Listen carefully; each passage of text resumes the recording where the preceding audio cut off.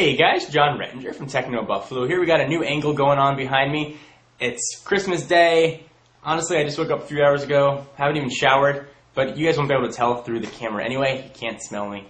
But I just wanted to share with you guys some of the Apple tablet rumors that are coming. They're coming fast and furious. Thought this would be a great time to share them with you.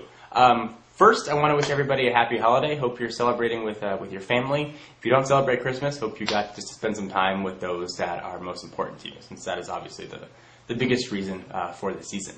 For all that sentimental stuff aside, let's talk about the Apple tablet. If you guys remember back when the iPhone came out, there was just a bevy of rumors leading up to its launch about what it was going to be, what it was going to do. It sort of hit a fever pitch, and we're at that same point now with the tablet. Seems like every day the new reputable sources coming out with a new rumor. So I want to recap sort of where we stand on all the Apple tablet rumors, what we've heard, and I think what we can expect. So let's start with an announcement. Allegedly, according to Mac Rumors, Apple has a January 26th date set aside for a tablet announcement. They reserved one of the large conference centers that they've used in the past for other events. Hasn't been confirmed by Apple. It's just been reserved by a large technology conglomerate. So I would assume that would probably be Apple. So I think we're going to actually see this tablet sometime in early 2010. So hooray for that.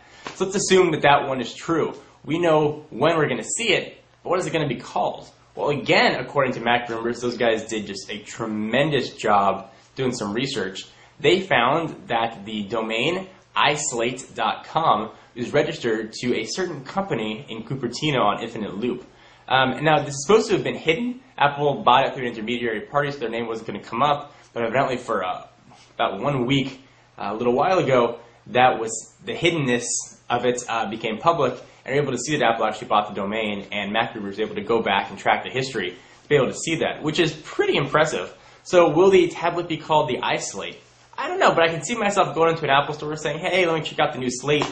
It's kind of a cool name, a little bit catchy. I don't know if the I works in front of it, but I guess that's the Apple way. Also with the tablet, we heard rumors of a 10-inch screen, 12-inch screen, 7-inch screen. Now sources are reporting that it's going to come in a 7-inch size, of course, capacitive screen. So, bigger than the iPhone, but not giant. Big enough you can carry around and throw in your bag. It's certainly not small enough that you can just toss in your pocket. Probably a really nice size. One of my concerns with the tablet was how you're going to interact with it. How are you going to type on a tablet? If it's running some custom version of the iPhone operating system, then you still need to type a lot of website-centric stuff. How is it going to work? Well, again, folks at Mac Rumors shot out some really cool patent information that Apple patented a little while back for tactile feedback on a mobile device. Now, this is not just haptic feedback where you push a button and it vibrates. This is actually the screen changing. So I've got my iPhone right here. I'm going to try and sort of show you what I mean. So pretend this is a 7-inch tablet. Of course, it's just an iPhone 3GS. When you are typing or swiping, you've got a very smooth surface. And on a smaller device, you can see where the keys are on a keyboard. It's nice and easy. On a larger screen, you can't really hold it and move your thumb. It's going to be a little bit difficult. So supposedly what Apple has patented is a sort of tactile feedback. So the screen will actually change depending on what you're going to do. Little raised ridges will show up on the device as you're typing and sort of give you almost a keyboard-like feel. Which is really cool and super transformery. Not sure if it's actually going to come to fruition on the tablet, but it is one of the big rumors that's picking up a lot of steam, is the screen actually changing depending on what you want to do, which is really neat. For swiping, a flat surface is really great. Those of you that have used an iPhone or any other capacitive touchscreen, like the Droid or one of the other Android devices, you'll know what I'm talking about. It's very nice and very smooth and fluid. But when it comes to typing, it certainly would be nice to have actual keys that you can type either without looking or be able to feel a little more where your thumbs or fingers are going. Especially if the device is big enough that you can't just touch type with your thumbs, you actually have to use fingers. That can get a little cumbersome on a touch-only device. So it would be really, really cool to see. So again, this is supposedly going to be running a custom version of the iPhone operating system, which I'm not quite sure how that'll work. Allegedly, Apple has already contacted a few of the big iPhone developers, asked them to create apps on a larger resolution screen.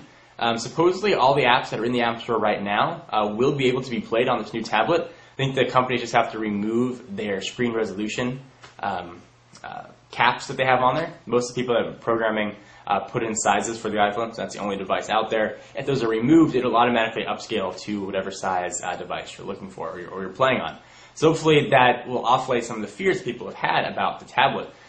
Personally, I think the tablet's going to be a great device if it even does come to fruition for magazines, for ebooks. You know, there's a great ebook platform for the iPhone, but I just can't read on something that small. It just hurts your eyes. If you think about what you can do on a tablet with magazines, I think that's really maybe where things are going. Certainly print media is a dying breed. When you look at physical newspapers or magazines, certainly their subscription rates are going down. People are turning to mostly online to get their information.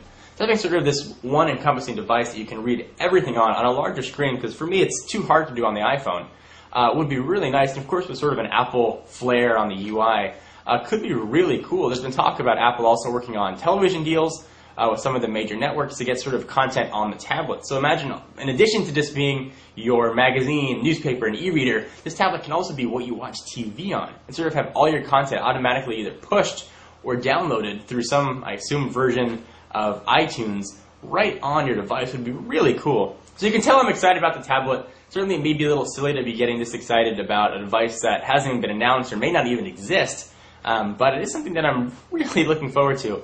And I think 2010 is going to start off with a big bang from Apple. So what do you guys think about all this tablet news? Are you excited? Are you not excited? Do you not care at all? Kind of busy opening presents?